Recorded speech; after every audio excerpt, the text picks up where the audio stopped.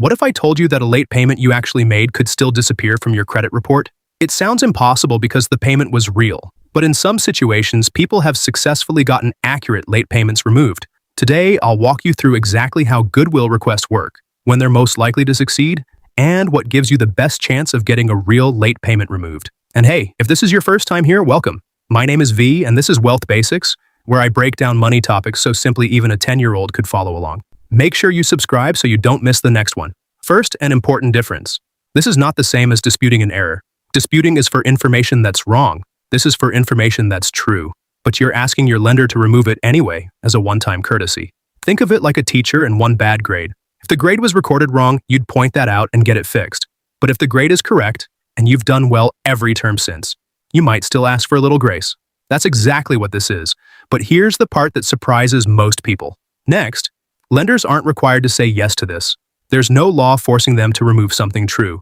So why do they sometimes agree anyway? Think of it like a landlord and a long-term tenant.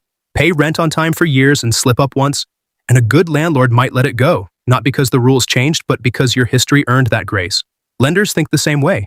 Keeping a reliable customer happy is often worth more to them than one data point. Now here's exactly how to actually ask. Now, this is usually called a goodwill request, and there's a simple way to make yours strong. Keep it short. Acknowledge the late payment happened, don't argue that it didn't. Briefly explain what happened without over-explaining. Then highlight your history, how long you've been a customer, and how consistent you've been besides this one slip. Finally, politely ask if they'd consider removing it as a one-time courtesy. Think of it like a short note, not a long appeal. The shorter and more direct it is, the more likely someone actually reads the whole thing. But where you send this matters too. Here's where you have two simple options. Call and ask directly, or send a short, polite message through their secure online portal. Here's something worth knowing. If the first person says no, that's not always the final answer. Different representatives can give different responses to the exact same request. Think of it like asking two different employees the same question at a large store. One might simply say no, while another takes a closer look and finds a solution. If the first person says no, trying again with someone else isn't being pushy. Sometimes it just depends on who reviews your request. There's one honest thing you need to hear before you try this, though. Finally, this doesn't always work, and it's important to be honest about that up front. Some lenders simply don't offer this at all, no matter how you ask, and it works best for one single, isolated slip-up, not a repeated pattern. Think of it like asking a close friend for one favor after years of being dependable. They're much more likely to help because they know it's unusual for you to ask. But if you're constantly asking for favors, that same request feels very different.